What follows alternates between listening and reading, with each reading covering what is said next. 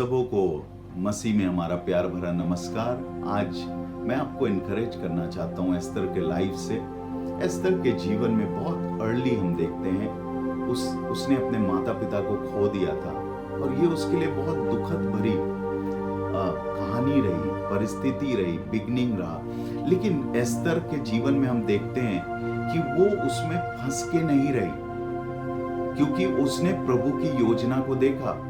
शैतान ने उसके माँ बाप को शायद छीन लिया, उसके जीवन में ऐसा सेटबैक दिया, लेकिन उसने उस घटना को अपने जीवन को, पूरे जीवन को परिभाषित करने नहीं दिया।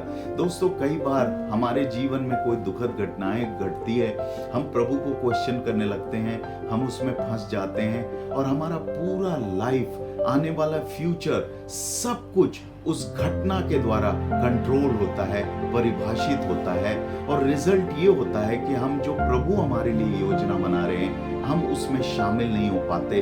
तो आज मैं आपको उत्साहित करना चाहता हूं कि एस्तर के समान आगे बढ़िए। जैसे एस्तर उसके दूसरे चैप्टर और उसके 7वीं आयत में लिखा है कि एस्तर ने बहुत पहले अपने माँ बाप को खो दिया था, लेकिन मोर्दकै ने उसको अपने घर में अपने बेटी के समान पाला। तो मोर्दकै उसके साथ साथ था। परमेश्वर आपको ऐसे मौके देता है जब आप अपने पास्ट को भूलकर आगे की ओर बढ़ सकते हैं, प्रोग्रेस कर सकते हैं। और एस्तर के जीवन में ऐसा मौका आया जब वो रानी बन गई उस पूरे एम्पायर का। और सिर्फ वही नहीं, that was a blessing for her life. लेकिन हम दूसरा ब्लेसिंग देखते हैं कि जब राजा ने ऐसा नियम पास किया जिसके तहत सभी यहूदियों को मार डालना था, तब एस्तर एक रानी के रूप में नहीं केवल, बल्कि एक अपने लोगों के अगुवे के रूप में खड़ी हो गई। उस अपॉर्चुनिटी का, उस अवसर का फायदा उठाया and she became leader for the entire community.